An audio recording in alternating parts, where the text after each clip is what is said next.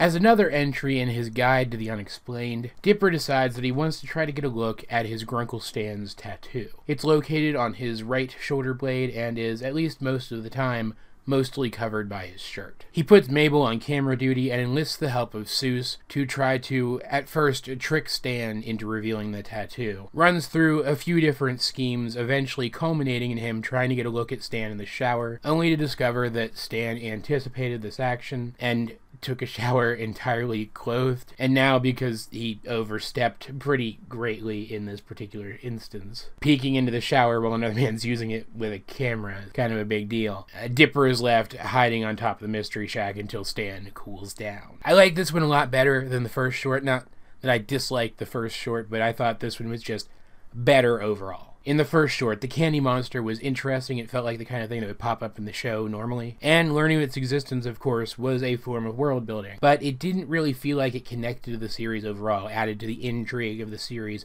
overall.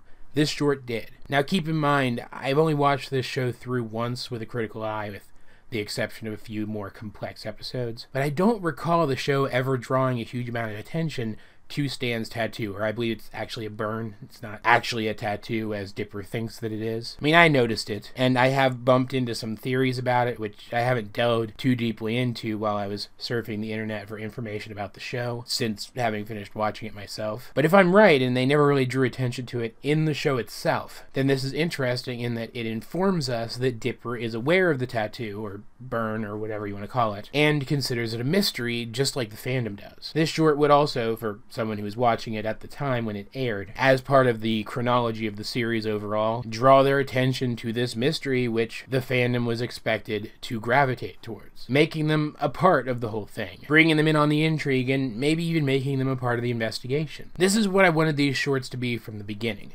Short snippets of this series, complete with short snippets of the series' intrigue. And that's what this short gave me, along with a pretty funny Seuss scene, a bit more involvement from Mabel, who was absolutely delightful, of course, and even a bit of classic Stan. This short felt like a much more complete microcosm of what the show is than the first one did, and I really liked it. That said, as per usual, guys, I'd like to know, what did you think of this Gravity Falls short if you have seen it? Let's get a discussion going in the comments section down below, or over on my Discord. Link in the description. Either way, though, this has been AJ22, and I will talk to you guys later.